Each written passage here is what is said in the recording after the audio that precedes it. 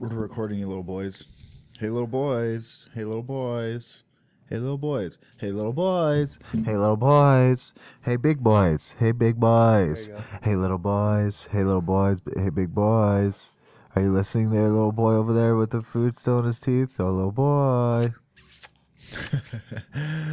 Hey, you're back. This is Average Bros Fantasy Football Podcast brought to you by Suck Me. Also, check out our Instagram channel, Average Bros _ Fantasy Football. Check us out on Twitter, even though we don't post much on there right now. Do that also, Average Bros FFP. Today we're going to go over matchups. We're going over who's playing who. Oh, should I play this guy? Nah, don't play that guy. Play this guy. Okay. So we're going to go through, talk about defenses, who's a good matchup, what running back should I get? Oh, my God. It's so confusing at times, but we'll make it easier for you. Yeah. Sounds good. Sounds informative. Yeah, you did a good job there, Mike. Keep up the good work. I knew we hired you for a reason. What did we pay you in again? What? I don't even remember being interviewed. Reese's Pieces and Chipotle. Yeah, Chipotle. Canes. God, he loves Canes. Canes needs to sponsor you once we get going. Really, that'll be an awesome sponsor. You want to just get right into this? All right, so we'll start with the first matchup on our list. We got the Buffalo Bills and the Baltimore Ravens. Let's start with the Buffalo Bills side. It's just a bunch of death everywhere for the Buffalo Bills. Buffalo Bill, Jesus, it's scary. I'm like, everybody thinks that they're the worst, and it's one of those times where I think it could be the opposite. I think they could show up somehow. It's like the Jets last year. Yeah, they can walk through the tunnel and show up, but I mean, I don't somehow. know. Yeah, in Baltimore. I mean, not this week. Definitely not this week. I'd bet my dick that the Ravens destroy the Bills. Well, I picked them in my survival. I bet your dick that they destroy him. Yes, my dick is on the line here, Baltimore, willing so to risk don't let mine. us down. Dude, I'll take all your dicks and go like this and put them all together, and then I'll put them in a bet like that. All of them. All Bet three. a bag of dicks? Bet. Yeah. All right, so at the quarterback position, what we'll kind of do is basically run down Buffalo in the quarterback position. You're not starting Nathan Peterman. He might be dead before the first quarter ends. Yeah, I think Nathan Peterman is the human sacrifice pretty much. They just don't want Josh Allen to go in there and get destroyed, so they're like, all right, we'll sacrifice Nathan Peterman and we'll preserve Josh Allen until the schedule gets easier. I mean, realistically, you're starting Shady. Temper your expectations. You know, he's not going to be a RB1. He's going to be a volume play in this week. He's going to, be a dump off, be a safety valve. He's going to probably get you 4 or 5 catches. He's going to still rush 15 times. The yardage is probably not going to be there. You might be looking at 80 to 100, on the yardage side of it. And if he scores into the end zone, it's a bonus. But it's going to be tough sledding for anyone in Buffalo. You got Kelvin Benjamin would be the only option I would consider as a wide receiver out there. Just with the quarterback though, I'm not touching. I have Kelvin Benjamin in a couple leagues. I'm sitting him this week. Yeah, but you got to think about people's rosters who might be thinner receiver. Depth, right. So I mean, at most he's kind of a flex play in my eyes. I mean, he's going to have to fall under probably 8 targets. 2 of them are going to be Nathan Peterman is going to be getting hit, and the ball's going to go 100 feet in the air, and it's a jump ball, and he might catch it because he's 6-foot Groot. So, I mean, he's at best a flex play this week. I mean, if you're desperate at receiver and you just kind of hoping that Kelvin Benjamin catches a big play and gets you 4 or 5 catches for 50, 60, that's kind of your hopes with him. Yeah, I agree. I think Shady's probably the only person on the Bills that's even worth anything. I mean, the matchup isn't very good, but I mean, if he's going to get me 4 or 5 catches on the ground for maybe like 30, 40 yards, I mean, he's pretty got a safe floor. I mean, if he gets close, gets a touchdown. I mean, they don't have much in Buffalo. I think this game's going to be a blowout. He can get catches through the ground and through the air. Is that what I said? Shady's good. He's a great play in this case. All right, so you're not starting Buffalo's defense anywhere. So we'll move over to the Baltimore side. Ravens D. If you got Ravens D, fire them up. This could be defense number 1 in the week. This will probably be my number 1 defense in the week. The quarterback, Joe Flacco. He's a back end streaming option. There's probably better options in the waiver wire there than Joe Flacco. Unless you're in a 2 quarterback league, he's probably someone you're not considering. Yeah, I wouldn't consider Joe Flacco at all. I mean, on the Ravens side of the ball, I think this could be a good game script for Alex Collins, getting a good amount of touches here. So, fire up Alex Collins. Receiver-wise, I'm kind of curious to see how they spread the ball out around between Crabtree and John Brown. I mean, Crabtree's probably got like that wide receiver too, flex value. John Brown could be a sleeper. kind of curious to see how they spread the ball around in that one. Yeah, I mean, Alex Collins is a surefire. Like in my eyes this week, I think he could be a top 12 play. I think they have a lead early. I think they get out ahead. I think they jump out. They're at home. Wouldn't surprise me if Alex Collins got over 20 carries this week with a touchdown or maybe even 2. This game could be a blowout. Put him in there if you have him. The receiver position, it's Crabtree. You figure to be the number 1, but there's a lot of rumors coming out of camp that John Brown's looked good. He's had connection. He's making plays. Is that sickle cell gone? And it's something he left behind in Arizona. I mean, we don't know yet, but possibly. Buffalo does have Tre'Davious White, who's a shutdown corner, so we don't know who's going to line up against him. I think they're going to be ahead. They're going to get some volume in this game. So, and I think they're both. I think Crabtree's probably a low end wide receiver 2 flex in my mind, and then John Brown's like a kind of shot in the dark if you're kind of low at receiver and you just want some upside. Yeah, interesting stat for the Buffalo Bills. In 7 of the last 10 games they've given up a running back who was a top 10 in running back scores for that week. So top 10 upside for Alex Collins for sure here. Yeah, I agree. All right, the next one we'll jump in. Mike's Pittsburgh Steelers and the Cleveland Browns. Yep, they're. If you have Ben Roethlisberger and you think, the Browns blow, and you're about to play him, you might want to think about actually playing somebody else. His rate at home to away is just it's ridiculous. It doesn't make any sense. He's literally a completely different quarterback. In my opinion, I have been playing in one of my leagues. And I have another league where I ended up having a second quarterback, and I have been there too. And I'm playing. I think I'm playing Tyrod Taylor in that league. So if you, that's my word of advice for this Pittsburgh game. Besides, obviously, the whole Le'Veon Bell situation. Yeah, I think he did kind of buck the trend home and road splits a little bit last year. He was a little bit better on the road, but he still is on the road. It's a home opener. I think this Cleveland defense is actually, but I think the Cleveland team as a whole is better. Right. So I don't think it's going to be this big blowout that everyone thinks. We almost lost to them last year. Yeah. But that kind of back to what Mike says is he's considering Tyrod Taylor over Big Ben, and I'm actually considering another league. It's basically we're saying is Big Ben's not someone you should throw away and bench, but he's in the range of like the number 10, 9, 12 quarterback. He's not someone we're saying he's a top 5 option just because he's playing Cleveland. So if you're someone who did draft 2 quarterbacks and you have a solid option, let's just say you maybe have let's just say you have Drew Brees and Ben Roethlisberger, and you're deciding, maybe Drew Brees is the better option there. He's still a top 12 option, but he's towards the back end of it. Because he is on the road. We don't think this is his home road splits are something for sure. And like he said, Are you okay? So besides quarterbacks, what about James Conner?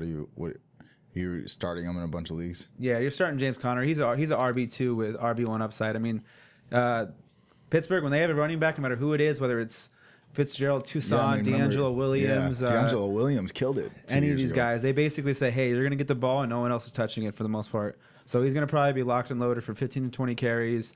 He did show some flash in the receiving game. He's gonna get some catches. He's not Le'Veon Bell, but he's gonna be a solid RB2 for you if you have him. Yeah, if you don't have James Conner, go check your waiver wire, see if he's there, and if he's there, for sure, swoop him up. I mean, for sure. Some leagues people might not be smart enough to realize that, but so Antonio Brown, obviously you're starting him. Just interesting thing with him, he has the easiest cornerback matchup in the whole NFL. So with no Le'Veon Bell there, Antonio Brown could put up 50 points on 20 targets, possibly. Does he have the easiest, or it's just that he's that much better than everybody else? He could be just that much better than everyone else, for sure. He could have a 30 burger this I actually weekend. bumped Juju in this matchup with no Antonio or no Le'Veon Bell. I think some of those targets could go Juju's way. So I think Juju could be another guy who's in line for a big game as well. I kind of moved him into wide receiver 2 territory back in this matchup. With no Bell, Bell takes up 8 targets a game, so if 3 of those swing Juju's way, he's a big play guy. He catches one big play in that. You're happy this week. Yeah, I think Juju benefits a good amount for sure with no Le'Veon Bell there. So I think safe wide receiver 2 right there. What about on the Brown side? What about like Carlos Hyde? I'm not sure how I feel about Carlos Hyde. I don't know. I have him in a league. I think you can sitting. I think he's a flex play at best. Pittsburgh had a decent defense last year until they lost. What's his name? Shazier got hurt. Yeah, right. Their defense kind of took a spiral once he got hurt last year. Yeah. He's going to get the touches. It is at home. I think if Cleveland gets the ball, they're going to want to come out and try and control the clock and keep that offense off the field. So he's going to get some volume touch. He looked good in the preseason. He can catch the ball. Duke Johnson has a role, but he can catch it if needed. I think there's some people who are thin at running back, and you don't know a situation yet where, like, if you're like a Matt Breida Morris, you're kind of guessing. I think Hyde might be a safer play there if you're somewhere along the lines of that. Like, Hyde has a pretty good role in this offense versus some of these places, maybe even Kerryon Johnson, you're guessing what he's going to be his role. So at least you're not guessing with Hyde if he's someone you're considering in that flex spot. Jarvis Landry, you're firing up. Wide receiver 2 in this matchup for sure. He has some upside as well. Josh Gordon, they're saying he's on a pitch count, but if you have some good options, you can bench him. But, Josh Gordon only needs 1 or 2 plays to make something big happen. That's the thing. That's a risk. 40-yard touchdown pass or something. Right. How often do you think they're going to use them? I can't imagine them having him sit on the sidelines the whole game. Especially if they're behind, you would think that he would be on the field. Yeah, if they're down 14-7, 14-3 early and they need to come back, that pitch count's going to kind of, it's going to shoot out the window. It's not like he doesn't know the offense. He knows the plays, obviously, and all that stuff. So, yeah. And I think it's one of those things where they might keep him off the field more and like, all right, it's a run play. Josh Gordon, you don't need to be out there blocking on a run play. Like, we don't need you out there. Or, hey, we're going to run a screen to Duke Johnson. We don't need Josh Gordon on the field. I feel like it's more, hey, if he plays 60% of the snaps, like 40% of those snaps, he's going to be the number 1 read in that play. Mm-hmm. And that's kind of what I get out of it. So I still think he's relatively safe, especially in a possible shootout matchup. Yeah. For me, I kind of like Duke Johnson a little bit more in this matchup over Carlos Hyde, just for the PPR value-wise. Because if they do fall behind, then, Carlos Hyde can't catch the ball, but they obviously have Duke Johnson there for a reason. So if they fall behind, which I think they could, I think this could be like a shootout game. I like Duke Johnson in this one. Carlos Hyde, I don't know so much. Maybe you guys do not like Carlos Hyde. Maybe, I don't know. No, I we'll think see he's what a happens. flex play. He's low-end RB2. Flex guy for the tight end Njoku. It's kind of if you drafted Njoku, you're gonna play him. You most likely don't have a better option than Njoku. Just something to be aware of though, that the Steelers did rank the 7th toughest against tight ends. So it's not an easy matchup for Njoku right there. So just maybe temper a little expectations right there. Yeah, I think for me, just to touch on Hyde real quick, is he's one of those backs where I think he's a safe 10 to 12. 15 maybe carries in the ground depending on the game. It's just unclear of how much he's going to be involved in the passing game because they did pay Duke Johnson a lot of money to have that role. You do have Jarvis Landry now in the slot. You have an emerging Njoku. You have Josh Gordon. So, back when Crowell and Duke Johnson were both getting receptions, there was no one outside. And now that you have all these other options, to me, he could be more of a hammer that's not getting a lot of receptions. So if you're in a PPR, he might get 60 yards in the ground and no catches, and that doesn't do you much. So he's kind of running back where I want to wait and see if he's going to be getting 4 targets a game, and then I'd feel more comfortable starting him going forward. Yeah, I definitely want to see this. For a lot of these teams, we want to watch the first couple games to just kind of see what's going on, how they're using players in different schemes and scenarios and whatnot. Yeah, he's going to be the goal line back though, so if they get there, he's probably going to be first in line for a touchdown tote. Yeah. So, all right, let's do the next matchup. All right, next one: Tennessee Titans versus our Miami Dolphins. Oh, no, wait. Skip Bengals and Colts. Fuck, because I'm so hyped to get on Miami, dog. He's like, fuck the Colts and Bang. That fire crotch and everybody. All right, so I guess we're going to go back to the Cincinnati Bengals and the Indianapolis Colts. All right, so the Bengals. Andy Dalton. I love Andy Dalton as a play this week. If you're a streamer guy and you kind of just sat back and didn't really take a quarterback, or you have maybe you took a late round quarterback who has a bad matchup. Someone like I'm trying to look right now. Who's a quarterback who has a bad matchup? Let's just say if you have like Jimmy G, because that's one. That's a good one that comes to mind.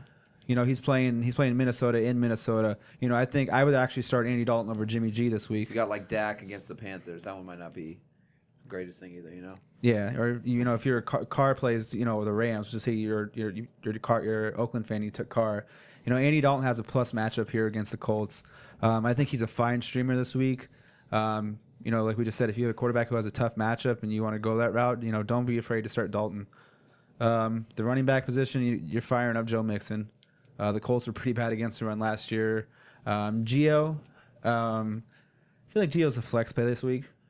It could be a flex guy. They might get out to a pretty good lead. They might not need Gio as much. That's another thing I want to see with the snap count is. You know, like how much is Gio getting out there? How much is Mixon getting out there?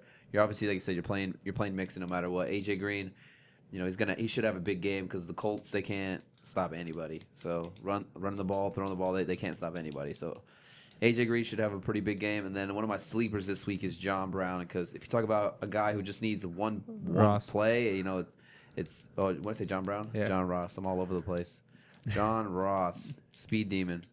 I mean, like, he's just like a Tyreek Hill. He's super fast. He gets by the defense. I mean, all it takes is one play, boom, you have a 70-yard touchdown. You know what I'm saying? So, John Ross, one of my sleepers for this week. What did you say? John Brown. Oh, He's so fast. He makes fast people look not fast. not fast. What Just touch on Gio again. If you're in a standard league, I would stay away from him because his role is going to be more in the passing game. If you're in a PPR and you're missing Bell, you're missing McKinnon, you're kind of thin at the running back position. He's someone you can toss in there. You know, if he can get 4 or 5 catches, you know, he might be able to just hold you afloat at the flex spot or running back 2 spot. There's not, you know, I'm like Tyler. I want to wait and see what his actual role is because Joe Mixon actually is a good pass catcher as well himself. He actually caught the ball better than Gio did last year. So if he takes a significant amount of that role, it could leave Gio, you know, you're going to be kind of banking at a touchdown. So I'd rather wait and see what his role is for sure. On the flip side for the Colts, since they do have a bad defense, this should we see a lot of Andrew Luck just airing the ball out. I mean, you would think T.Y. I think he actually has a pretty tough matchup. T.Y. Right? Has a really tough matchup this week. But I mean, he's still, if they're behind, he should be seeing at least like 8 to 10 targets realistically because they move T.Y. around the formation a lot. He'll end up in the slot outside all this kind of stuff. the Bengals are 9th ranked in passing defense. Pass defense. Yeah, and he goes against William Jackson, who rated as a 90.4 last year on Pro Football Focus. He's one of, I think it was only like 2 or 3 corners that finished above a 90 on Pro Football Focus. So he's going against a low-key elite cornerback. You know, consider William Jackson as like, you know, someone who used to be Darrelle Revis, Sherman. Those are the guys who used to rate in those ranges. So they do move him around a lot, but he is the only threat. So, you know, I'm a little concerned about his upside this week. You know, makes me a little concerned about Luck this week. You know, we haven't seen him air it out on a full game speed with everyone coming at you. You know, he's taking hits. Can he throw it down the field? You know, does he have the zip 100% in the fastball? So, you know, Luck's someone, I have him, and I'm considering possibly a streamer in this week over him because it's week 1, and you know, I don't know if he's back to 100% Luck. He could be 75%. So I think Luck's someone to temper your. To play him this first week. If you're going to start him, temper your expectations. Don't think you have the old Andrew Luck yet. And even if you do, it might take him a week or 2 to get back into that groove. You know, he hasn't played real football for 4 quarters in over 2 years. So, you know, Luck's more of a back end QB1, QB2 for me. Yeah, we'll see. It's definitely something to pay attention to. T.Y. has a tough matchup, so that kind of brings to the tight end Doyle and Ebron. The Bengals were the 5th worst against tight ends, so maybe Andrew Luck eats right there. You know, something close inside the numbers type of, yeah, eats. Num num. But yeah, Ebron and Doyle. Doyle's more of like the main guy, I think. So for sure, feel comfortable starting Doyle. Ebron could maybe be like a sleeper if you're trying to stream a tight end, possibly. You know, with Ty having a hard matchup, and the other receivers on the outside aren't anything great either. You know, Ryan Grant, Chester Rogers. I'm not worried about those guys. So this could be a big tight end game for them right there. This is something to look for though too. If Andrew Luck is his old self, there's going to be a wide receiver 2 of value, like back when there's Ty and Moncrief. So this, even if this isn't a good game, you know, keep an eye on if Ryan Grant sees 9 targets, because Ryan Grant might be someone, even if he doesn't have a good game, this could be the number 2. And if Luck ends up getting right, you know, this might be a wide receiver 2 we need to keep our eyes on. Maybe not pick up week 1, but, you know, if Luck gets going, you know, there could be a value at another receiver position right here. So that's something I'll be looking for personally. You know, we did forget to touch on the guy who's always got spinal injuries in my back. Tyler Eifert on the other side of the ball. I'm not touching Eifert. Yeah. I mean, I need to see it. He's reportedly healthy. If you want to take the chance that he gets in the end zone, that's on you. Don't blame us. But yeah, he's had 1 good year. I mean, against the Colts, what's the Colts? I feel like if he's healthy and there's a matchup to take a chance on him, this might not be a bad spot for it. Yeah, I mean, if you're thin at tight end and you know you don't want to take one of these late round tight ends, I mean, it wouldn't surprise me if Eifert had 2 catches for 2 touchdowns and 24 yards. I mean, It could it can happen. So Yeah, I'm not gonna risk that, but you're right. It could happen. but some people like to live dangerously. They like to live on the dangerous side. And now back to the Dolphins and Titans. Well, let's talk about the running backs for the Colts. No Marlon Mack, yeah. right? No Marlon Mack. Nah, he's out. He practiced today, but it's a high percentage he's out. The only option you got right there is Jordan Wilkins. Jordan Wilkins, Christian Michael's probably going to get some run. Naheem Hines is probably going to get in there too. That's backfield's a mess too. That's another one where I kind of want to before like I throw them. someone in my lineup, I kind of want to see it to see what's going on, how they're playing and stuff like that. So. Indianapolis, Green Bay, and New England are that running back situation in all those teams. I'm just like, makes me nervous. Yeah, I think Hines is the one option you can, or Wilkins. I always get these two mixed up, literally every time. Wilkins is the one option you can, like if you're in a pinch, you know, Wilkins would be the one option where you're like, hey, I have no one else. I need to find someone. Wilkins would be the one option. You know, he's gonna get the start, so he's gonna get the early down work. He can catch the ball, so he's gonna get some catches. You know, if Indianapolis is playing from behind in this game, you know, and if Luck's arm is not what it was, he might need to throw some of these dump offs. So I could see a world where Wilkins gets you 3 catches for, you know, 30, 40 yards, and maybe 10 for whatever, and maybe falls into the end zone somehow, you know, and you get either a floor of a 7 or 8, and if he gets a touchdown, you're in the 14, 15 range. So, you know, I think you could find worse, but, you know, I'd rather go somewhere else. But if you need to, I think he's the one you can start there. Yeah, I agree with that. All right. Okay. All right, now we can go to the Dolphins. I'm just so excited, bro. Both of you Football's guys. back in Miami. Both I'm you happy. guys are hyped. I'm happy. Start all the Dolphins. Start all the Dolphins. Actually, don't. Kenyon Drake. We'll start on the Dolphins side of the ball. Quarterback Ryan Tannehill. You know, he hasn't played in a year and a half, so you got to wait and see what this offense is even look like with him healthy. You know, 2 quarterback leagues, he does rush the ball. So if you're in 2 quarterback leagues, you know, you have to start a quarterback. So he was not a bad second QB option. To the running backs, you got Kenyon Drake. I think he's going to be a solid RB2 play this week. You know, if his role is as big as I believe it's going to get, you know, he could have some RB1 upside. The Titans are bad at, you know, stopping running backs through the air. So that kind of leads towards Kenyon Drake having, you know, some significance through the They air. ranked 28th in passing defense. Okay. Gore, not starting Gore. Not starting Balaj there. The receiver position, you got Kenny Stills on the outside, who should, in theory, be the one and see the most targets, but he does kind of have a tough matchup on the outside with Adoree Jackson and Malcolm Butler on the other side. I think you can use him as a flex play this week, and I think he does have that home run potential because Kenny Stills does get those 40-yard bombs. So if you want to shoot some upside, you know, and you have Kenny Stills, and you know you're looking at your team and maybe you have some tough matchups and you need someone who can go for, you know, 4 catches, 120, and you know a touchdown or 2. I think he has that big play upside. Actually, the receiver I low key like in here is Danny Amendola. I think you like him too this week. Yeah, I like Amendola a lot, especially for PPR wise. Yeah, it's lining up the way the matchups are kind of looking. As Tennessee's tough on the outside, and the middle's going to be where Miami needs to kind of make their hay. And if you watch Tannehill in the preseason, he was a little more dink and dunk, but he was actually highly accurate. So I think it's going to lead to a safety of, you know, Amendola probably getting 5 catches if you're in a double flex and you need someone to flex there. Yeah, I like Amendola. Sneaky sleeper play right there. All right, let's jump over for Tennessee.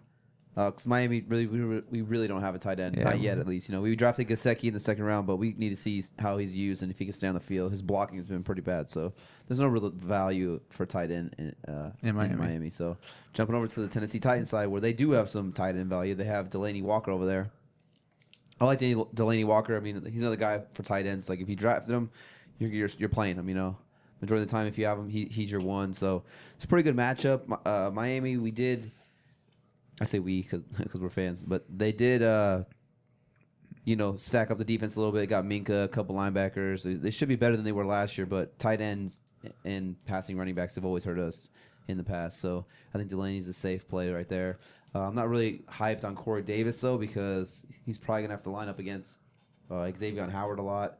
And Corey Davis, he's just one of those guys. I need to see it before I believe the hype. I mean, I think he's good, but I need to see it before I believe it, and I don't think this is the week that I'm going to see it just with Xavier Howard on him. So Yeah, I think Corey Davis. I think he has season-long upside, but I think week 1 you might be a little disappointed. He does go against Xavier Howard. Over the second half of last year, he was like a top 15 corner, maybe even top 10. He was shutting down a lot of people. He shut down Cooks. He shut down some other wide receivers. So, Rashard Matthews is a little bit banged up. They have Tywan Taylor there. Corey Davis is kind of the one true healthy X option outside. So if they move him around, he has a chance of making some plays. But if I have a better wide receiver 2, I'd probably choose another wide receiver 2 this week just because he has a really tough matchup. I think Deion Lewis is a good start this week. I think he's a nice flex to low-end RB2. We know Miami, and Miami can't stop running backs when it comes to, to catching the ball. Against pass catching backs for sure. He'll probably get 3 screen passes for 180 yards against us because that's literally always that happens, and he's done it to us with New England for years. But he's going to be I think in the PPRs, if you're with a Henry Lewis, I think this is going to be a week where it might be more of a Lewis week because I think they're going to use him in the middle of the field a lot, more of those screen passes, dump offs. If you have Henry, you drafted him high, so you're starting him. Tennessee, could win this game, so it could be, more of a game script for Tennessee. He might get 15 to 20 on the ground. Yeah, Lewis, flex play for sure. I think he's got some RB2 value with all the PPR catches he can get. And then Henry, if you drafted him, you're starting him. He's flex low end RB2 guy, if that. So yeah, they're both kind of in the same range. Yeah, I'd gear maybe a little bit towards Henry in a standard and PPR. Starting more Lewis. Mariota. He's in the QB2 conversation for me. Yeah. I think this is a new offense, and they didn't show a lot of success in the new offense yet. There was some, disconnections. The offense didn't look 100% fluid yet. So I think they're still going to be working out some kinks in the first week. He has rush appeal. So if you're in a 4-point passing touchdown, Mariota can rush. He'll rush for 400 yards in a season. So he does have a little bit of a floor. You starting him over Andy Dalton or Mariota? I'm going Dalton. I'd probably go Dalton too. I would feel comfortable starting Mariota. I'd feel comfortable starting him. I think he's a safe play. Bad. Yeah, I wouldn't feel bad. But all right, so he definitely has upside too. He's one of those guys where he can have a big rushing game and throw for 1 or 2. So yeah, if you want a quarterback with upside, always helps. All right, moving on. We're going to the San Francisco 49ers and at the Minnesota Vikings. It's a weird matchup. This kind of is a weird matchup, I guess. I don't know. Just this could Jimmy be G the death of Jimmy Jesus. Well, just I say weird just because everybody's so hyped on the 49ers this year. They everyone loves the Niners this year, and it's going to be a real big shock because they're going into Minnesota to play into the dome. So I just think, it's Brandon Stadium or whatever. They have that big old horn. God, that's intimidating. No, but the horn of Gondor. But I just think it's going to be like a big shock after this Sunday because they might just get whooped. Yeah, I'm kind of avoiding everyone on the Niners personally. I would fade Jimmy Jesus going into Minnesota to open the season. That's crazy, tough schedule for him. Marquise Goodwin is good, but then we're seeing a lot of Xavier Rhodes, him and Pierre Garçon. Trey Waynes is, actually, if they're going to pick on anyone, I think it would be whoever Trey Waynes is covering. That's who they'll target. But they still have 2 pretty good safeties. So, that defense is just stacked across the board. So, I might be fading everyone from the Niners for this first game just because, if Jimmy G comes out and he struggles, it's tough. Because it's tough. They come out and he struggles against that defense. I think it affects everyone on the team. Yeah, if I'm between the 2 receivers, I'm not starting either of the running backs at this point because we don't even know. No, I wouldn't start either running back. It's a tough matchup either way. Tough matchup, too. If I'm taking the receivers, I would probably lean towards Goodwin in a standard league because he does average 18 plus per catch, so he's a big play guy. He might slip loose on one play and get you a 40-yard catch, maybe a touchdown. I think if you're in a PPR, I think this might be more of a Garcon matchup in the PPR, trying to keep stuff underneath, trying to keep it quick, trying to get the ball out of the hands quick. You could see Garcon with 4 or 5 catches, maybe not high yardage, but, at least keep you afloat in the wide receiver 2 or flex. Running backs, we didn't touch anybody. So let's move over to the Minnesota side. Thielen, Diggs, you're starting them both. We don't really need to say much about those 2. Kyle Rudolph, he's a start. If you have Rudolph, he's your tight end. You're starting him. I have starting okay. everybody. Wait, real quick, because I have Evan Ingram and Kyle Rudolph. What would you play there? I like Evan Ingram's matchup a little bit better, but Who's Ingram playing again? Yeah, Ingram's at home against the Jaguars. Against the Jaguars. That's the next one. we were just talking about they're going to probably lock down those two receivers on the sides and maybe leave that I think I'd middle probably channel go with open. Ingram too, and I think he might be the one matchup nightmare. They're going to probably. I mean, they this have is a an very advantage not on. very many people have Evan Ingram and Kyle Rudolph on it. Yeah, but some you people know, do. I think there's more of a matchup nightmare for Ingram in the slot or moving out of the tight end than Minnesota's because they do have those good corners. They do have a good D line, so they could struggle on the ground. Odell could have some fits. So if you're going to beat him, where are you going to beat him? Probably out of the slot. With Shepard, Ingram that way, or maybe moving Right. Odell into the slot. So I think he has a role where he could actually be pretty safe this week, even though they're playing the Jaguars. Yeah, I didn't mean The to thing with derail Rudolph that. is that the Vikings could be up by a good amount or can be controlling this game. So maybe they don't have to throw the ball as much. Maybe they're running the ball a little bit more, control the clock. Running the clock out. So maybe he doesn't see the volume he would if this game gets out of hand. So I would go Ingram too, especially because the Jaguars' 1 weak spot is covering the tight ends. So if you got Bouye and Ramses Ramses the beast. out there guarding calls Sterling out Shepard everybody. and Sterling Shepard and Odell, still starting Odell, obviously, but just temper your expectations with that. Yeah. I temper my expectations with Dalvin Cook, too, just because, if they do get out to a good lead, I don't think they're going to want Dalvin Cook out there running the ball 20, 25 times, when they could just throw Murray out there and he can just, kind of. Yeah, they don't want to do him dirty like last year. Yeah, I mean, if you have him, you're starting him. He was like your second, maybe for first round sure. pick, but don't necessarily expect the Dalvin Cook you saw, week 1-2 last year, where he's getting 24 carries and 5 catches. I kind of agree with Tyler. This is a game where I kind of Minnesota's favored. I think Minnesota's better bet to win this game. So if they're ahead, they might just they might use them a lot in the first half, but if they have that lead in the second half, they might flip flop the roles. And, give Murray more of the carries and kind of just mix Dalvin Cook in here and there. So that's definitely a scenario. So yeah, temper him. So what's your temperature gauge on Kirk Cousins this week? If you have him, you're probably going to start him. But like I said, again, I don't think they're going to need to throw the ball too much. So maybe he throws the ball 25 to 30 times. If they get it up a good amount, I think they could just I think the way he's been drafted too, he's been drafted as like one of those Top 10, top 12. yeah. Yeah, if you have him, you're starting him. Unless you had like Kirk Cousins and like Drew Brees, I would probably start over Kirk Cousins. it's the he's first a week, like I said. We're still got to see how everything pans out and everything plays out.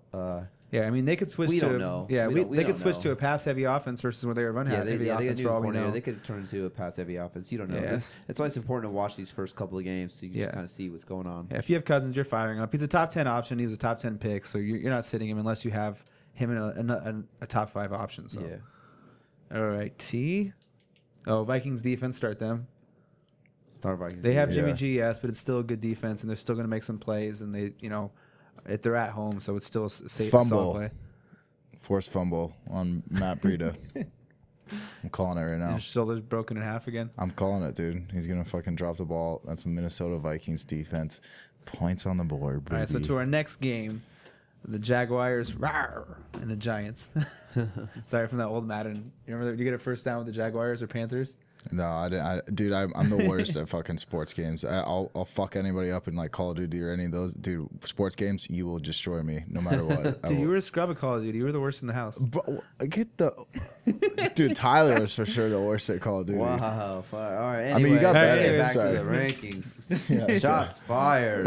I'm just saying, dude. If we're gonna fucking don't call it Kettle Black. All right, so I don't think I used that Houston right. Texans versus New England Patriots. For this one, all I gotta say is Tom Brady. You Oh, gotta start Tom Brady, and fucking that's it. I Done. skipped like 2. Yep, that's it. Well, yeah, Tom Brady, Gronk, you're starting. Obviously, Gronk's gonna probably have. I don't know. My brain hurts just thinking A about bajillion points. how many points he's gonna have. I hope when I'm playing Gronk, I have him in most leagues. Gronk or Bonk. Yeah, I have him in 2 of my leagues, and thank God, because I fucking hate playing against him. It's the worst. And Yeah. I don't play. And this is a week where he's just they struggle against the tight ends too. It's one of the spots where they struggle. They do have a good pass rush, so it's going to make Brady get the ball out quick. So it's going to lead to, I don't know, Gronk might just explode the fantasy. Yeah, Texans are like 6th worst for tight end defense. Yeah. Running backs. I think James White's a safe start in your PPR this week. Burkhead's got a knee issue. He's still questionable. Michelle hasn't practiced too much in the game plan. So, even if they're both active, I think you're going to see a lot of James White. And like I just said, this is a pass rush that is a good pass rush, especially with Jadavius Clowney, that's how you say his name, right? Yeah. J.J. Watt, these are guys that are going to bring some pressure on him. So it might be, hey, we need to get the ball out quick. The Patriots did lose 2 linemen. So, we got to see how this line's going to play to start the year. So it might be a lot of quick dump offs to James White. It wouldn't surprise me if he got 6 or 7 catches in this game for, 70, 80. He might get you 13 or 14 just from his catches alone in a PPR league. Yeah, I love James White. I think this game's a shootout. So I think last time they played last year, it was like 30-something to 30, 31-28, 31-34, something like that. So I think it's a shootout. No Edelman, no more Amendola, no Cooks.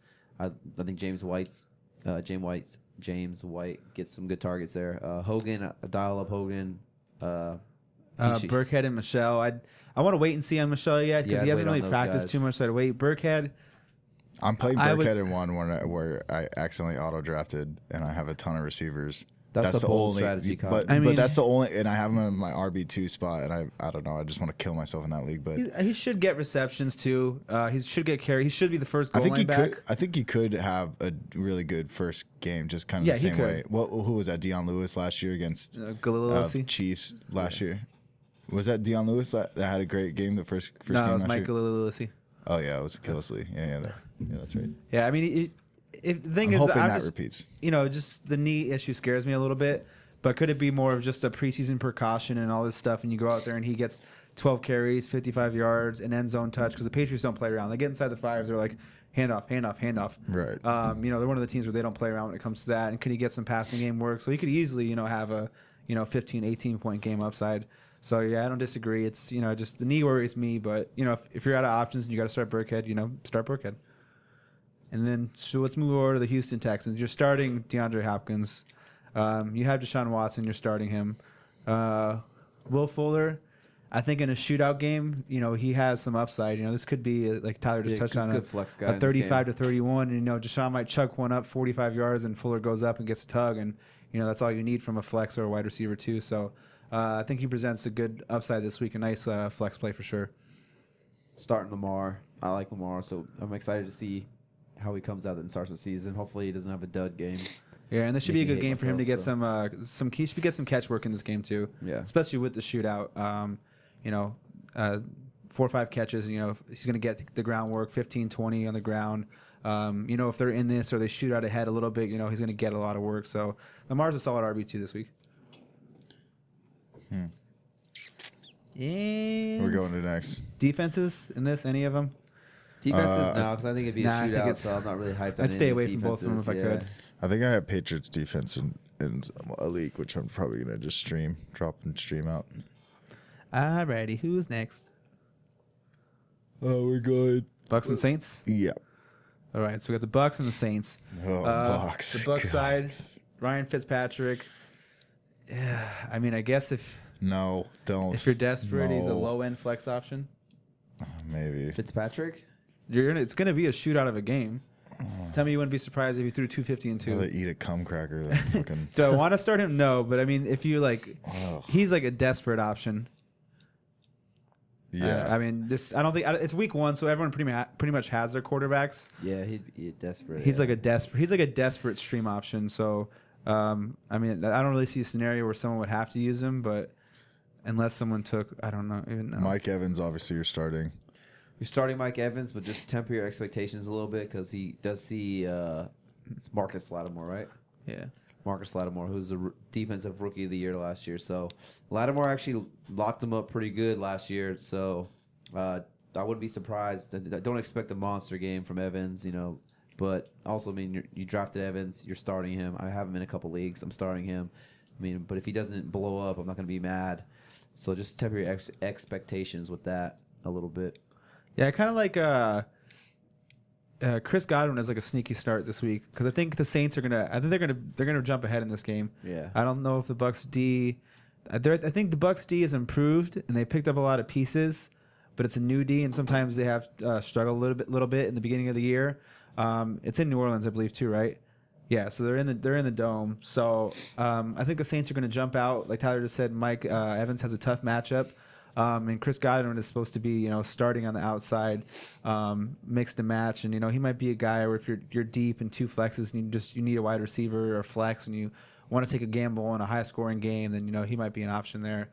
The running back position, I mean, Peyton Barber is going to get, the starter workload. I mean, he's a flex option.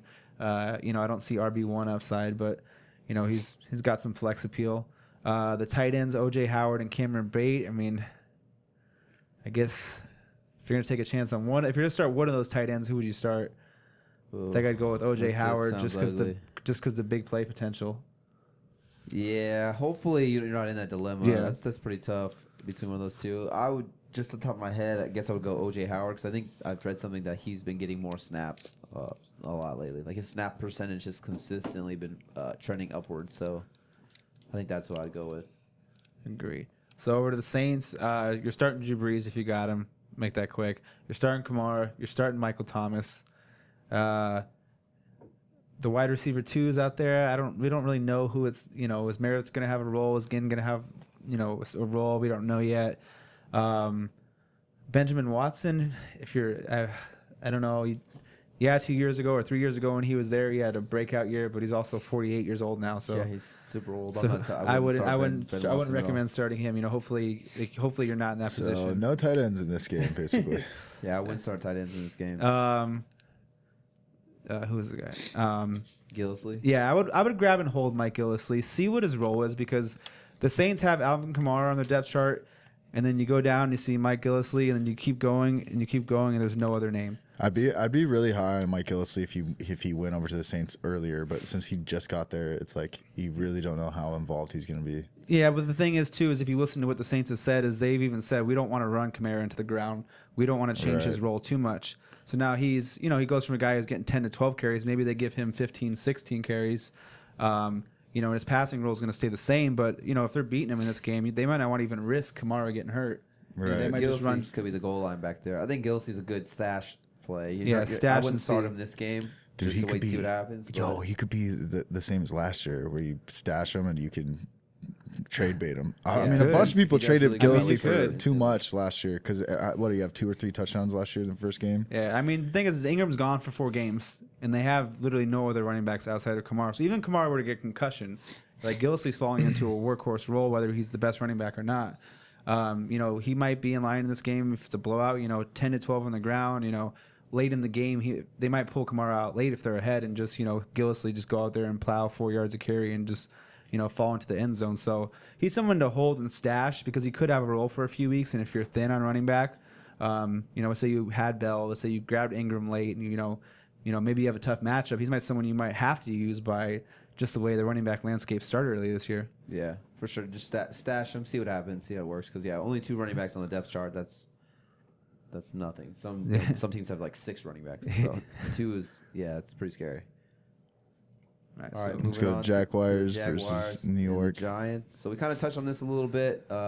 Odell, you're starting him 100%. Just kind of temper, maybe if he doesn't have a good game coming back. He is playing against Ramses, who's the #1 corner. He's the best. He is the best. Ramses. So just temper the expectations with that one a little bit. But you're starting him. Sterling Shepard might be someone I fade this week just because he's going against Ramsey or AJ Bouye on the outside. So this is a good matchup for Ingram here. I like it. He could be the guy who eats, or even Shaquan Barkley, short little dump off passes. He could eat as well too. Eli, definitely not starting Eli against the Jaguars defense. So yeah, he might. He could be dead this week. He could be dead this week. Yeah, we'll see. So 3rd and down syndrome. Jumping over the Jaguars, Fournette. I was all in on Fournette this preseason. When we're doing the draft, so I'm curious to see how much how he plays, how much they give him the ball, and whatnot. Wait, did you talk about Saquon? Yeah, I mean you're starting. You're starting Saquon. You're not benching him. Even if it's a tough run to you, he's going to get all the carries. Right. Sorry. So a couple things I would read into for the Jaguars is He's like, sorry. Keelan Cole could be pretty good. In the 2 games last year that Marquise Lee wasn't there, Keelan Cole saw 25% of the team's target share. So Marquise Lee out for the year, torn ACL. Keelan Cole see 25% of the target share again. I mean, it's a possibility. I mean, the Giants don't really have anyone crazy at corner that's locked down. You know, I mean, so they have not- Janoris Jenkins. You know, he's average, but yeah. Um, Keelan Cole would be a good little flex guy right here. If you want to throw him in your flex yeah, spot, I think, you know. if you want some upside because he was a big play guy last year. Like if you're like, hey, it gets to let's say you have some Thursday night guys going and you have 2 bad starts, and you're kind of thin. And you're like, shit, I need some upside. Keelan Cole was a top 3 wide receiver over the last 5 weeks of the season last year, and he wasn't doing it off a ton of receptions. He was doing it off of massive big plays. He had a 75-yard touchdown, a 73-yard touchdown, I think another 50-plus yard gain. So he's a big play guy. So he's someone when if he's going to be the number 1 because it's is it going to be Dede, Moncrief, blah blah. Keelan Cole could maybe make a splash play or 2, and if he goes over 100 yards, it wouldn't surprise you since he's the one there. Austin Seferius Jenkins, you're not starting him in week 1, and let's get on to the next one. Jags D, fire him up in this one. Giants D, I would leave them on the bench if you can. Wait, hold up. Wasn't Giants have a pretty shitty? They're second to last in For tight end ends, defense. yeah. So Sneaky- like a sneaky tight end play, ASJ yeah. could be a sneaky player. Could be a sneak. He's one of those where we just talked about, like OJ Howard, like Ben Yeah. Watson. He's a guy you could take a flyer on and kind I of. mean, the Giants they let 12 touchdowns last year. Yeah, against the tight end position. That's true. I mean, that's pretty. It's just If you're desperate, my yeah, point he is, might it's be, like yeah. don't write him off because Yeah. I mean, it could be definitely. Yeah, you're true. I forgot the Giants sleeper. are bad against the tight ends. Yeah, I Yeah. mean, if you need a flyer at tight end, if you're in like a, I don't know, he's in that. Or back if you did the thing where you didn't draft a tight end, I've seen people do that before. He's probably still on the waivers. You could probably pick him up. Yeah, I think take he's a- a sneaky take a flyer play. I this week. think he's a sneaky play because the Giants aren't very good in covering the tight ends in the middle of the field. So I think he's a sneaky play. yeah, for sure. Just want to add that 2 cents in there. Let's go to Kansas City Chiefs the chefs. The Chefs versus the Los Angeles Giants. Apparently, Yeah, I don't know. The new LA Giants, the Chargers and Giants were both like, "Hey, we want to fuse up and make one team." They're like, "Yeah, hell let's yeah. do it." They're like, let's make this odd number amount of teams in the NFL.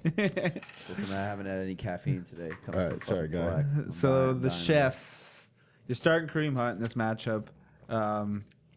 Patrick Mahomes. Patrick Mahomes is someone. If Joey Bosa doesn't play, I'm more pro starting him this week. But if Joey Bosa plays this week, I'd kind of temper my expectations with him a little bit because the Chargers do have a good D. They have one of the probably the top 2 duo on the edge, if at least top 3 coming out the quarterback out of the edge. So it's kind of depending on Joey Bosa's health. So if you have 2 options and you're debating between starting Mahomes and someone else, if Joey Bosa's in there, I'd maybe go with the other option you're thinking of. If he's not there, then you can maybe consider Mahomes in this week. What do you think about Mahomes, Tyler? He's not a top 10 option in my mind, but if Bosa's not there, he could be in that fringe RB or QB2, QB1 territory. Yeah, I'm a little worried about Mahomes. I'm all in on the Chargers defense this year. I think they're gonna have a top 5 defense. I have Pat Mahomes starting this week. Yeah, I'd be a little nervous with him. I'm nervous. Sammy with- Watkins is looking like he's gonna line up against Casey Hayward. Most of the time, Hayward usually shadows one of the receivers, so it's looking like he's gonna shadow Watkins. Hayward is ranked the number 2 corner on Pro Football Focus, so Could he shadow Hill though? he cannot shadow Hill. So that's one thing. Or he could shadow Hill, I guess technically, yeah. So I don't know. I'm a little worried about. I don't know necessarily if I play Watkins. Hill, you're starting starting Hill Hill, for sure. Kelsey, Hunt. You're starting those guys. Mahomes. No, I don't know if I'd start. I don't know if I'd start Mahomes. Like there's probably better options on your waiver wire. Andy Dalton for sure is on the Yeah, waiver it's All wire. right, Andy Dalton, let's Tyrod check it Taylor. out. 100%. Yeah, Andy Dalton is there, and Tyrod Taylor's I was there. Tyrod So I Taylor might just over him, drop. I might drop. Definitely some better people. options there. I mean, if you want to keep him, don't necessarily drop him. But I mean, if you can go grab, one of those guys, I would feel much more comfortable right there. Could he make me eat my words? And Mahomes comes out and he He has the legs. balls out. 100%. But I don't first week of the year. I want to try and get a W. I don't want to. I'm trying to play the matchups. I'd rather have a quarterback with a better matchup like Andy Dalton. You know, I'd even rather start Alex Smith over him, to be honest. Yeah, 100%. So, but rushing quarterbacks, what the thing is, they could take off for 40, 50 yards in a game, and it can always save their game. So, he has that. He has the legs. It's just not the ideal matchup. We haven't seen him play a full NFL game yet. So if you have a better option, it's almost play the approach of wait and see. Especially if you're a favorite in your matchup, you don't really need to roll the dice and try and be fancy. Let's just say you're favored by 20 points and you line up your guys and you're like, oh, I got a nice win this week. I wouldn't stick Mahomes in there and blow your week because he puts up a 5 spot in week 1. Maybe play it safe in that option. Or safe quarterback with a safer floor for sure. Yeah. We touched on everyone there, right? Travis Kelce. Yeah, Chiefs D. Chiefs D. Nah, Chiefs D's dead. I think they have Eric Berry. Eric Berry. That's pretty much it. All right, so back over to the Los Angeles Giants. You're starting the newly acquired Melvin Gordon. Wait, it's the Chargers, right? Okay, because the Rams. Yeah, okay. Well, because all right, cool. You're starting Melvin Gordon, and he has a plus matchup this week. I think Melvin Gordon could be a top 3 play this week. I think the Chargers get ahead in this game. I think the Chargers have a lead. I think Melvin Gordon sees passing work, groundwork. Receivers, you're starting Keenan Allen. Any interest in any of the Williams on the outside, or? I'm interested in Mike Williams. I'm gonna see what he does. I might just throwing a flyer out there if I'm desperate and that's all I have. I wouldn't mind starting Mike Williams in my flex, just throwing him out there. They signed Gates, but he's 38 years old. How fast can he be? He's more of a red zone guy, I guess, but. Yeah, I think he's just a red zone. They're just gonna. I think he's just there because he's familiar with the system. He knows it and all that stuff like that. And he's gonna run 2 yards, turn around, and he's gonna be like, "Try and get past me." Yeah, just stick his hands out and catch a touchdown. I wouldn't mind taking a flyer on Mike Williams. They drafted him as the 7th pick overall last year, so obviously the guy's got talent. He's big. He's like 6'3", so he's a tall guy. Yeah, this would be a good week for us to say that and who that number 2 option is out there. Is it going to be Tyrell? Is it going to be Mike? Is Mike going to be more of a red zone and Tyrell's more of the complete guy? Or is it Mike that's going to be the complete guy? And, that's something where we'll keep an eye on targets, target distribution and looks. And, we'll relay this information to you guys. Because even if either of those two have a big game, there might be a big role. Like if Mike Williams is playing 80% of the snaps, he's going to have a role in this offense. So, that's something we'll look out for this week 100%, for sure. We got to watch that. Rivers. If you drafted Rivers, most likely you're playing him. Yeah, it's a good matchup this week. I like Rivers there. It's a good matchup, yeah. Like you say, he has his weapons. The Williams guys, Keenan Allen, Gordon, Gates. He's got some weapons. And then Chargers D. I think you start Chargers D this week and feel comfortable with it. I have Chargers D. I'm dialing them up. The Bosa thing worries me, but they still have Casey Hayward. They drafted Derwin James, I think is his name. Free safety from Florida State. So they said he's been making plays all training camp. And Mahomes throws picks. And he's going to throw some picks. He might be good. He might be able to make these plays, and he might even put up 25, 30 in fantasy just rushing and throwing bombs. But he's going to throw two picks in the possibly. Yeah. So even if they're missing both, so they lose some pressure and maybe a few sacks. But I think Mahomes is a safe bet for at least 1 pick in this game. Yeah. All right, let's speed it up. I was going to say, do you want we can just pause this really quick, and then we can come back to it at the end. We were just talking about just so we can Tyler text me real quick. Yeah, I want to watch the game. So. How many games do we have left? You just have 1, 2, Redskins, 3? Cowboys. Yeah, 1, 2, 3, 4, 5, 6. 6. Well, which ones are Monday night games? The last 2. Lions and the Rams. So should we just do his last 3 pretty quick? Or 1, 2, 3, 4. Which one's Sunday night game? Packers, yeah. So we just do 3 real fast, just pump through them? All right, yeah, we can do that. All right. That's fine. You can edit this little part out. Yeah. Well, I'll edit it right now. All right, go ahead. Okay. All right, jumping into Washington Redskins versus the Arizona Cardinals. So this will be the first crack we get to see AP. He was announced a starter, so it'll be the first time we get to see him, and we'll see how many touches he gets. I'm curious to see if he, if he's going to get 15 to 20 touches or if he's only going to get 8 to 10. So. Something I'll be looking out for. I guess if you have him, flex guy, yeah. Chris Thompson, we don't know how healthy he is yet, so AP might see. For Chris Thompson, too. I'm starting Chris Thompson in a double flex league. The receivers out there, I only feel comfortable starting Crowder if I'm going to start any receiver. I don't know what Doxson's going to do yet. We don't know what Richardson's going to do yet. Peterson's going to have Was That it those Patrick that Peterson, right? this Patrick game Peterson. was Peterson's going to guard one of them, so we don't really know who's going to even have that. So Crowder, if you have one. this Crowder. game is just a bunch of question marks, man. Crowder for PPR wise, I'm If you okay have- with starting up Alex Smith if you want to stream Alex Smith. Yeah, I think Alex Smith's a safe option this week. could be a big Jordan Howard game. I mean, we could see the reemergence of Jordan Howard. You mean Jordan Reed? Jordan, yeah. Your name sounds like Christ. Jordan Howard, the tight end now. Oh yeah. You can't Nice. you can't catch very good. So I don't Get know this if guy. Get this guy a coffee. I don't know if they want him at tight end. Jordan Reed. You got Jordan Reed, roll him out there. For all you know, he gets you 6 and 120 in a Well, touchdown. Alex Smith is very much he likes tight ends. I mean, I think Travis Kelce's going to have a downside this year without Alex Smith there, and I think Jordan Reed's just solid. Yeah, Alex Smith, when he lines up, he looks at his tight ends and he's like, hey. He's like, hey, bro, this is coming to you, bro. All right, so let's move over to the Cardinals. Mike, you want to start on the Cardinals? I mean, dude, there's not much to talk about there, really. Like, Starting David Johnson, you're starting Fitz. Larry Fitz. So that's, I mean, I kind of like Ricky Seals low key as like a sleeper tight end option. there's guys that I'm interested in during the game to see what they like. Christian Kirk to see if he's even. Yeah. You know what I mean? What about the Seal? Ricky Seals? Nah, I'm not messing with Ricky Seals. You don't mess with Ricky Seals? I'm curious to see how Ricky Seals is used in Ricky Seals see how many versus targets he gets and whatnot like that. So I mean, Bradford's kind of a dink and dunk guy too. So Ricky Seals close to the line. I'm Yeah, kinda curious to he's see how always that works featured as out. tight ends. He could end up being a sleeper tight end throughout the year. There's no pure number 2 option out there. Like, is Yeah. Kirk going to be the option? Is J.J. Nelson? He's an outside guy. I mean, Bradford is accurate. He does dink and dunk. So you got 8 receptions for David Johnson, 15 for Larry Fitzgerald, and 5 for the Seal. I mean, I'm exaggerating, but all right. So then let's touch on What about those defenses? those defenses. You know, I don't think they're both middle of the road plays. I don't think any of them's an elite option. I like Cardinals better than the Redskins. If I had to pick one in that matchup, I'd go with the Cardinals too. Yeah. Yeah, I'm probably not starting either of these defenses. Yeah, if you can get away the from Cardinals them. defense isn't what it used to be, and the Redskins, I don't know. I'm not starting them either. All right, so let's move on to. Sorry if we're talking fast, boys. We're trying to get the Thursday night game in our eyes and watch it. So we're moving on to the Dallas Cowboys and Carolina Panthers. Ezekiel is no one, so you're starting him.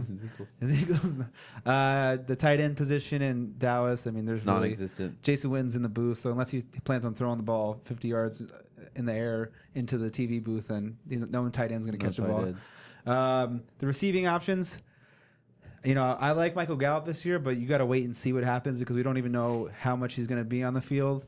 I guess in theory, the number 1 option is going to be Allen Hurns.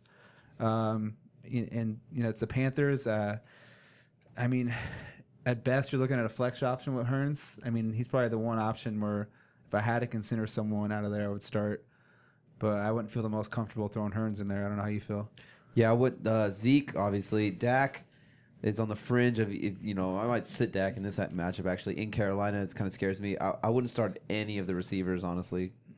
First week, you got to have some better options than those receivers. A lot of those receivers get drafted like past the 10th round. So, I mean, if you're starting one of those receivers, you're either in a super deep league or you fucked up your draft somehow. So I wouldn't start any of those running backs.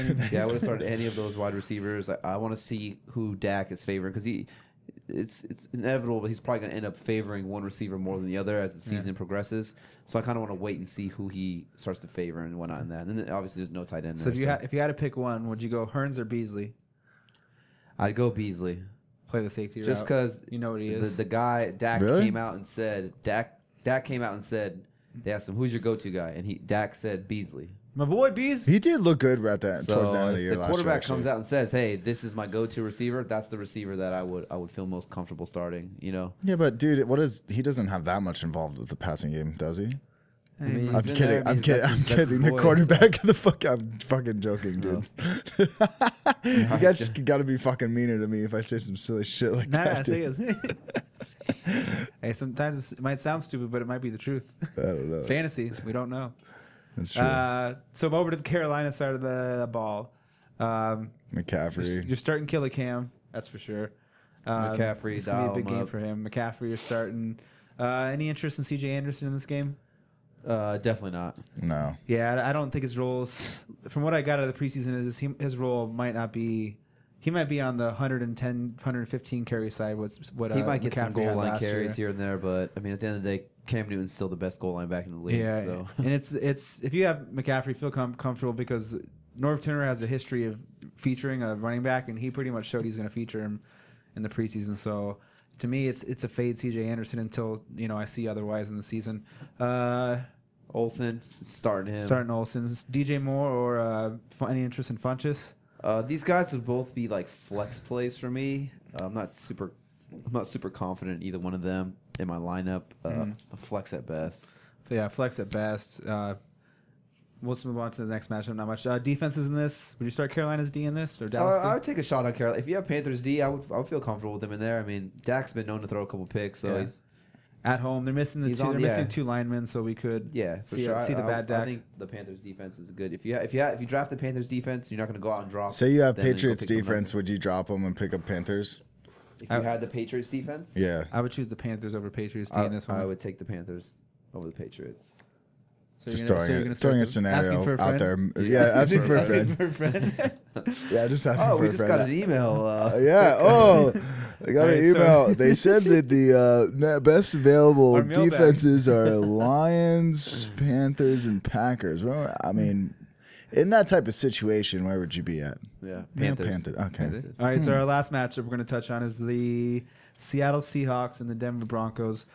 Quarterback, I know it's a tough matchup for Russell Wilson, but he's had a lot of tough matchups, and he's pulled through multiple times. I forget some of the numbers I was looking at with him yesterday because I was like, crap, did I bench Russell Wilson? And he went out against like Denver, Arizona last year, these tough defenses, and he still managed to put up 25, 30 because he just rushes so much, and he's still a good passing quarterback. So you're still starting Russell Wilson. The running backs, I'm not starting either of them. This Denver D is tough on the ground, and I think it's going to be a split workload. I mean, you didn't draft any of them relatively high, so if you had a flex one, I'd probably, Carson's getting the start in the first crack, so I'd flex Carson if I had to, but I would stay away from both of them if I could. Yeah, I wouldn't play Rashad Penny yet. I kind of want to see how that backfield breaks out. If I had to pick one, there's some teams out there you have to start one of those. It'd be Chris Carson's for me too. Russell Wilson, he does his thing. Baldwin, I'd be fading Baldwin. It's tough because you drafted Baldwin to be your 2 or your 1. Me personally, I've never been a big fan of Baldwin, especially when the reports came out that his knee is hurt, and he blatantly came out and said, yeah, this is going to be a thing all year. Like, I'm not going to be 100% for the whole year. And then now he's got to come out and he's got to play against Chris Harris, who shadows, and Chris Harris will follow you to the slot. He'll follow you all across the field, so this is a terrible matchup for Doug Baldwin. I don't like him. So if you have him, you got to play him. You got to do what you got to do. But if he puts up a stinker, don't be surprised. Yeah, he's more of a wide receiver 2 option this week than he is wide receiver 1. Maybe even pushing back in wide receiver 2. He just, no matter where they move him, he's going to have a tough matchup. Russell Wilson's going to need to exploit some matchups somewhere and find something. So, I mean, can he scramble for 7 minutes and throw a touchdown to Doug Baldwin? That's possible. So if you're starting him, Russell Wilson pulls crap out of his ass and throws big plays. So, there's always that. But, this is a week where I don't think it's going to be one of his best weeks, coming off not practicing much. The knee, corners on every side, including the slot. I think he's going to have a tough week this week. So he might be actually a trade target for me after this week. Yeah, so Baldwin having a tough matchup. I don't have him in any league, and I'm looking forward to getting him on the trade for cheap. So with him having a tough matchup, sleeper pick maybe, was it Nick Vannett? Nick Vannett. Cross the middle, some short passes. I kind of like Nick Vannett in this matchup for a sleeper tight end. If you watch the preseason, I know it's preseason, but he was finding some room. He was finding some places. Russell Wilson connected with them in the end zone, I believe, once or twice. Don't discredit preseason, man. That was your justification for Alvin Kamara. What did you get him in the 11th round last year? And that was a keeper league, so it's like that's what I'm saying. There was something there, so this could be something that comes to fruition in the season too. There's 120 something targets gone between Luke Wilson and Jimmy Graham. He is a big guy. He is an athlete, so there's a chance that maybe he is getting some of this Jimmy Graham role. Maybe he's a 5-6 touchdown guy, 7 touchdown guy. So he's a sleeper. I have an eyeball on him for sure. If I see him get 8 targets in this game, he might be someone I pick up. Yeah, he could be a guy where after this week, people are saying, "Who's Nick Vannett?" Right. He's on your waiver wire 100%. So. You heard it first. You heard it here first for sure. Anthony's scouting these players. So jumping over to, you feel comfortable starting anyone else, other receivers? Brandon Marshall. If you're in a pinch, maybe take a flyer on flex. Lockett or Marshall, one of those two. These are if you like flex those guys two. at best. Yeah. I feel like. All right, the Denver Broncos. The game's delayed, by the way, right now. Yeah, so we could try to just bang Yeah, this out yeah, real quick. yeah, that's cool. Oh, it's delayed? Yeah, Yes. yeah. All right, so where are we at? Who are we talking about? Broncos. Royce Freeman, RB2 play for sure. Yeah, we all love Royce Freeman. Yeah. I'm excited to see him out there in a full game because I mean the preseason he's only been out there for like 2-3 series it seems like, and he's breaking off 20-30 yard touchdown runs like every game it seems like. So I'm excited to see him through a whole game. I got him in 0 drafts and I want to cry because I was I got early him in, like, pick in 2 or every 3. draft. Yeah, he just shot up the board. If you got Royce Freeman, it wouldn't surprise me if he's like borderline this year's Kareem Hunt light, 3rd round guy who just shoots into the top 12. I haven't. It is crazy how different our teams are just because you had those early round drafts. Yeah. It really does affect your That's why I team. wanted the middles. I want Royce Freeman in like every league. Yeah. I have him in like 3. So I love Manny Sanders in this game. I've been big on Manny Sanders the whole preseason. So Manny Sanders lines up in the slot. The Seahawks give up the 6th most points to slot receivers. So Ooh, Manny Sanders was lined up in the plug slot him like in. 66% God, you're of making the me time wet in over here, dude. preseason. So and Keenum obviously he loves targeting his slot guy. So I think Manny Sanders could have a big game here. Demarius, you're firing him up. Automatically Sutton, you flex guy, you starting him. Let me look at the cornerback matchups in here real quick. Let's see. Yeah, it looks like across the board it's the game I want to see Sutton's role. The Seahawks defense. Here's the thing with it. I think people think Seahawks defense. They instantly think, oh, Seahawks defense. They're pretty good, but that's in the past. That's 3-4 years ago now. So I mean, there's no more Richard Sherman. Chancellor retired. They have Earl Thomas still. I mean, I think they have Jeremy Lane. Maybe he's that defense isn't the same. They have that one. It's an average They have that at best. one-handed linebacker. What's his name again? My strong hand. I forget. I know you're talking about. I've Yeah. been saying wrong names all day, so I don't want. Yeah, yeah, Shaquan Smith or something. Like that? yeah. Shaquan Smith. Yeah, Sutton's a guy Sutton's he's a player I think where you know how those running backs they start the season early and they have a little bit of a role, but they by the end of the season they end up being like a league winner where they end up being the main target. I think there's a chance that Demaryius Thomas is on the tail end. Sanders is a little older and he's more of a slot guy at this point. I think there's a chance if there's rumors that Sutton's getting starts in the 2 wide receiver sets that Sutton comes on strong and he's getting a decent amount of snaps. He's in 2 receiver sets. Ends up starting to picking up time as time goes. I think he could be one of those receivers that's like a second half receiver that just comes on. He's just been a touchdown monster apparently in training camp. He's jumping out the roof, making catches. He's making plays. Thomas is in the last year of his contract. That could be on the way out with him. So he's someone I want to see how much he's on the field and what's the snap percentage. Where's he lining up? Is he out there in 2 wide receiver sets? Is Case Keenum building a chemistry? Because he's someone I'm going to have an eye on that I think could be a second half like wide receiver too. Yeah, I want to see what he does. Just keep an eye on him. Because guys got buku's amount of talent. So yeah, just something to keep an eye on. I don't feel comfortable throwing him into any of my lineups right now, though. I'd want to wait and see. Yeah, if you're in a deeper bench and Sutton's someone you picked and you're holding, I'm looking at him too to see what happens this week. Demaryius is older. Sanders never been a red zone threat. Worst case scenario, he could end up being the red zone threat for the Denver, receiving core. So Denver's D. Do you feel comfortable starting them?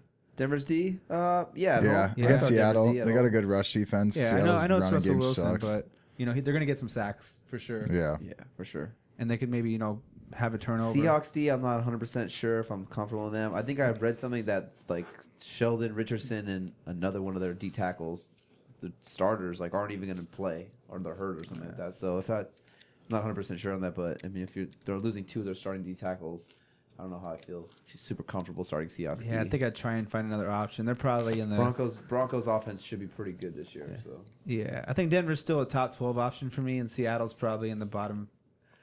They're probably around 19. they're just 20. not who Yeah, they it's used not, to be. They're not. It's not a the top, same, not yeah. a top 15 option the in same. my eyes. All right, so next matchup, we got time. Yep. Yeah, Let's do it. Bears versus Packers. The Bears versus Rodgers. Rodgers. Rodgers. All right, so let's start with the Bears. Mitchell Trubisky. Unless you're a diehard Bears fan, I think you're leaving him on your bench this week. Definitely not playing him. He's. We don't know what this offense is going to look like. We have no idea how it's going to run. New coaching system, new coordinator. Everything's different. There is a lot of hype on this offense. there's the term thrown around that the Bears are this year's Rams. So, if that's the case, or if this year's Rams light, wait and see though. Don't just jump out there week one and assume that that's the case. Running back position, you're starting Jordan Howard. This might be a negative game script, so I'd maybe temper the, rushing totals for him in this matchup. But this is a Bears D where I think it's improved, so they might be in this game more than people think, I believe. Yeah, I think this is actually going to be a closer game than most people believe. I think the line was like 7.5 or something like that. I will tease that. And I took them as my underdog and Bears. I think that this game is going to be a lot closer than most people expect. And it's a divisional game too, man. Yeah, I mean, you're starting Trey Burton on the Bears. For the receivers, you're starting Allen Robinson. Obviously, I'm not a big Allen Robinson guy, but I mean, you're starting him. I would think maybe wide receiver 2 flex numbers. Yeah, he's someone where I think you drafted him with the capital. If you got to at least flex him, You got to flex him. unless Cohen, you have some good if options. You want to throw Cohen in the flex, obviously. Unless you're Mike, then he's your RB2. I don't appreciate That's that. what we call. That's what the kids call throwing shade. You're firing. Motherfucker. I was gonna say for Trey Burton, we had somebody actually. It was actually one of my buddies that asked us Trey Burton or Delaney Walker this week. Oh, is the friend asking, or is this your lineup again? No, this is really someone this is a real asking. friend. No, no, this is the dude. Remember you drafted for him. He's setting all For his my boy teams back with Brandon. my boy. I swear to God, this is one. I'll be honest if it's fucking not me, right? Or if it is me. That one's tough. Trey Burton because or I think Delaney they Walker? But like in my rankings, they would be like 6 and 7. I think you guys are They would be being one too right hard next on. to each other. I think you're being too hard on Delaney Walker just because they're playing Miami. You don't want to believe that he's going to get touchdowns. no, I love I think Delaney Miami Walker. sucks against tight ends. We know they do. I love Delaney Walker. I have him in 2 leagues, and I'm starting him 100%. So I mean, I love Delaney Walker. We do struggle against tight ends, Miami. So that one's tough right there because they could go either way. That, like I said, if I was going to do some rankings, they would be like initially like 6 and 7, 4 and 5. Like they would be right next to each other, one after another. So that one's almost like you just got to go with your gut. Like, what do you feel like?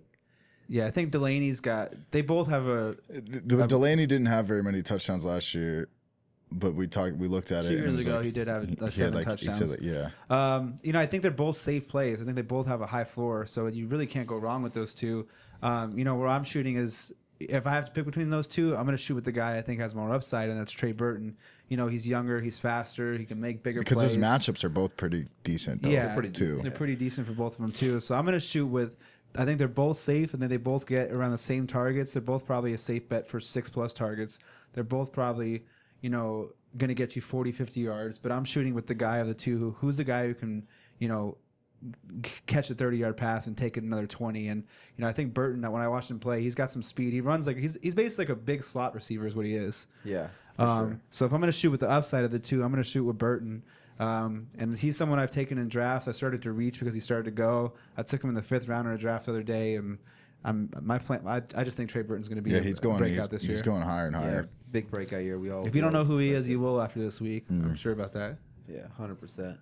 All right, for the Packers, Rodgers, of course, you're throwing him in there. This running back situation, though, how do you feel about that? God. I think it's ugly. I think it's ugly. It's so ugly. I literally just dropped Aaron Jones. Yeah, it's like there's a world where Jamal Williams gets 15 to 20 carries this game and is the end zone back. If that's what you believe, I'm not going to shoot you off of it. If you believe he's the starter, because there's some Jamal Williams truthers out there who believe he's going to be the next whatever. That's why he's going so high in drafts. If that's what you believe, I think it can happen. So go with it if that's what you believe. I think it's going to be more of a timeshare, and I think Montgomery's going to get more passing work. You might even see both these guys in the field sometimes. I think that's a possibility. To me, they're both more flex plays. I think Montgomery has a little bit of more of a PPR floor than Jamal. But I mean, Jamal could be the banger on first and second downs for all we know. It could be Montgomery for all we know. He last year started over both of them. So I think people forget that last year Montgomery came out and he put up like 2 15 to 20 point games back to back, and then he broke his rib. Obviously, it was never the same the rest of the year. So I think people are forgetting that Ty Montgomery just completely, and they're just thinking, oh, Aaron Jones and Jamal Williams. This was a backfield that I personally just avoided. But I mean, I guess Jamal Williams, if he's going to get 15 to 20 touches, he's going to get some goal line carries in one of the best offenses in the league. He definitely has some RB2 value right there for sure, 100%. Yeah, and then wide receivers, you said Devontae Adams. I'm a big believer of Geronimo Allison, but not this week. He has a tough matchup on the outside. He's going to be lining up against Kyle Fuller, and he's gonna run into some struggle this week. Cobb, you flexing Cobb or benching Cobb? He's a flex to me. I would probably choose other options if I could. Yeah, I think this is flex at best for me. Devontae Adams eats game. Yeah. I think Devontae Adams might go for over 100. And let's not forget about Jimmy Graham there too. Yeah, so. Jimmy Graham could even potentially get a tug or two in this game. Yeah. If I had him when he got 2 touchdowns, I'd probably trade him super high for high value. Yeah, I'm kind of curious to see how they use Jimmy Graham. Because last year in Seattle, they kind of just used him as they got close. Jimmy Graham was their goal line back. They got close and they just threw him a 1-yard jump ball and he touchdown. So it's a big ass curious running to see back. if the Packers use him in the field and have him stretch the field and what crossing and whatnot, stuff like that. So that's something to keep an eye on as well. Yeah. All right. Where did we touch? Tight ends, both sides. Defenses. Defenses. I mean, you're not both. playing the Bears. I'm a big believer on the Bears, and I think after this week, if the Bears are there and you like streaming defenses or you're looking for a defense, I'm a big believer in the Bears defense this year. And I think obviously you're not playing them Obviously, you're not playing them this week against the Packers, but they should be there next week. Yeah. And I would pick them up and swoop them up, especially if you like matchup basing and streaming defenses. This is a good defense right here to stream, I think. Yeah, I agree with Tyler. I think they're going to be a defense where if someone has them, they're going to drop them after this week because they're going to see all the Bears. They suck still. They can't blah blah. Recency biased. So that's a defense I'm going to keep my eye on the waiver wire. Green Bay's D, it's wait and see with the Chicago team. This could be a lower scoring game than people think too. They might try and feed Jordan Howard and control the clock a little bit. If you watch Trubisky, it was kind of more safer, quick throws than anything. You think of the Chiefs, they run those bubble screens, they run those underneath stuff, they run the running back like toss outs. They run a lot more high percentage passes. So this could be, he might not have a big yardage game, but he might not have a turnover in this game. They don't know what that offense is doing either, so it doesn't help the defense. So, I would hold off on Green Bay's defense in this game. Yeah. All right, so we'll break down the Jets and Lions and the Rams and Raiders in the next episode because those are the Monday night games. Let's just go over real quick.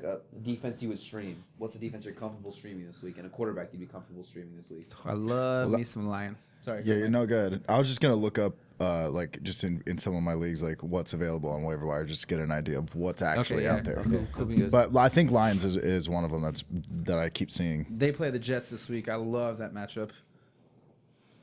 I mean, the Jets got a rookie center under center. They got a rookie quarterback under center, and the Lions actually have a good D, and they do have a good pass rush. And they just brought in Matt Patricia, is that say his name? Yeah, Matt who's a Patricia, defensive coach. So they even drafted mostly defense too. Yeah. So they bulked up that defense even a little more. So I think it's a plus matchup for the Lions if they're still there. For sure, I agree with that. Well, for me, it would be probably the New Orleans Saints just because they're at home, and I think they do jump out to a big lead. And Fitzpatrick. Patrick?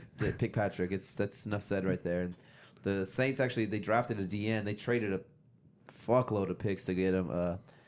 It's from I think it's from San Antonio, Texas, some small college, but he's massive, big guy. So I mean they shored up the pass rush too. So and they had Marcus Lattimore, rookie of the year. So yeah, that'd be a defense I wouldn't be mind streaming this week. So check it out. In a couple of my leagues, I noticed in this one Patriots are there, but it's a lot of them is like Lions, Panthers, Titans, and then like Green Bay. Are there. Lions, Anthony said the Panthers wouldn't be bad. I like the Panthers as a pick too. Dak's gonna Panthers. I keep seeing in a lot of waiver struggle wires. a little bit. They still have 2 linemen out too. I know the one guy has a sickness, so he's not back. And I think the other guy's on the cusp of I forget which lineman it is, on the cusp of starting or not. So they could be without 2 of their starting linemen. How about Green Bay just with Mitch Trubisky? Do you think he can throw some picks in there maybe? Nah, I wouldn't feel comfortable Packers. I wouldn't feel comfortable, but if you I don't know, if you had to take a flyer and that's the best defenses available, I wouldn't. I think Trubisky.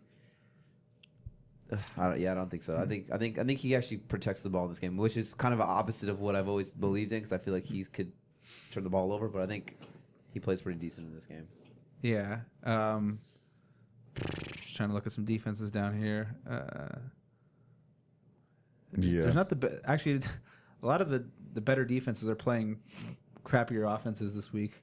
If you look at the matchups. Yeah. Yeah, it's hard. And then this isn't like the best for streaming. They're like playing crappy offenses. So it's it's not really it's kind of a weird week for streaming. I guess we said Lions, Panthers, Saints. Yeah, Some I mean, good- some good deep. streaming I there. mean, who's at home? I won't start the Niners D, the Chiefs D. No, I mean Miami's D against Tennessee. Okay, say you have these three, like say, Titans, Cowboys, or Green Bay. What would you pick out of those? Like those are like the top three. Then it goes Redskins, Cardinals. I'd probably go with Titans. Yeah. Yeah, and I'm a Miami fan, but I'd probably go Titans. On that. But I mean, like you said, you got Lions, Saints, and Panthers. If I think I'd maybe go the Redskins. That'd be one right there. You know what I'm saying? So Yeah, Redskins. I don't think the Redskins would be a super defensive play, but I could see with two dink and dunk quarterbacks and two running backs maybe trying to keep the ball on the ground. This might be a 14-10 type of game, where it's not you don't get murdered by your defense, but you don't lose because of your defense. yeah. All right, streaming quarterbacks. What's some options there? We kind of talked about Tyrod Taylor. Tyrod Taylor's there in a lot of. We talked about Andy Dalton. Yeah, those are my two favorites as far as streaming goes this week. I think I've seen Mariota go undrafted in a couple leagues. Mariota, pick him up. I wouldn't mind streaming him against Miami. Yeah, who's some quarterbacks you got Alex on your waiver wire? Smith. You could probably stream Alex Smith. I think Alex Smith's a safe start this week. Alex Smith, Mitch Trubisky, Marcus Mariota. Some of them, it's. So if you got to rate those, I would definitely take Alex Smith first, all right. So let's just say and then I'd probably take Mariota. let's say Dalton, Tyrod, Mariota, and who was the other one we said? Alex Smith. Alex Smith, yeah. If you had to rate those four, how would you rate those four? Ooh, I'm probably going Dalton at 1 just because of the AJ Green and John Ross on the outside. And then you got mixing catching passes. After that, then I'd maybe go Mariota just because with his leg. I mean, I get Mariota and Tyrod would probably be like right there on the cusp, and then Alex Smith.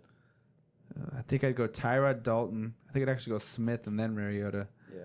The only thing I have with Mariota is I don't know how this offense is going to run yet, so it worries me a little bit. Like, Yeah. you know, is it going to be fluid? Is it going to be more of like ground, dink and dunk? Like, are they going to let him use his legs? Yeah, I think the safer two in my eyes would be Dalton and Tyrod. I feel like those are the more plus matchups. And then Mariota and Smith. I feel like if you're going to stream, though, those are all kind of safe options. Yeah. I think neither of those four are going to screw your team that week. Yeah. All right. Well, that sounds good. Then, I do think Mariota has the most upside out of the four, though. yeah, for sure. If anyone's going to have a monster game, I think it would be Mariota. Yeah. Definitely. Are you guys good on that? You Good come back on and that. touch on the other Monday night games. Do we Yeah, talk about definitely. streaming kickers? Streaming kickers. Dude, pick. big win. You know what? My dad actually always says. He's like, I just pick kickers at playing domes.